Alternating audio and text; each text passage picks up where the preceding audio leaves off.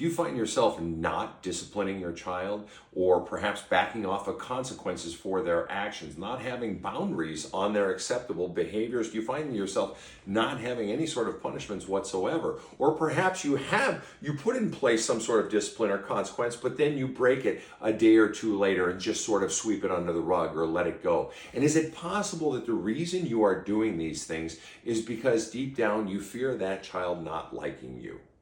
You fear them being mad at you. You fear them not liking you. You fear them someday saying, oh, you were a bad parent. And so you always take the nice path, the easy path, the path that will ensure, hopefully, that they like you. But here's the problem. You are then fundamentally using that child to get your own emotional needs met. And the child doesn't exist to get your needs met. The child doesn't exist to pour love in your love cup. You exist to pour love into the child's love cup, which includes boundaries, expectations of behavior, and follow through and discipline, so that they learn right and wrong. Let me tell you the effect of if you don't. I just had a client start with me about 3-4 weeks ago, and his wife wanted a separation. He's come to me because, in her words, he is a narcissistic a-hole.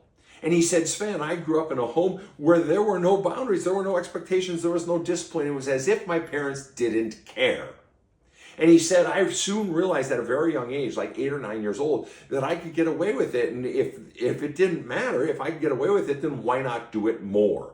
And by teenage years, I was out of control, Sven. And I went into adulthood with this notion of why not do it more? And so I was taking advantage of people and taking people for granted all through adulthood. Well, that doesn't work well, to the point where I was hurting my wife and I've been hurting my children.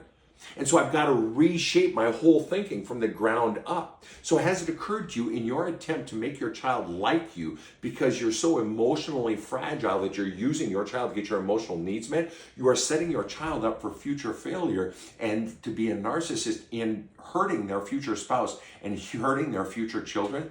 And at what point do you finally go inside and heal that crap? Slay your demons.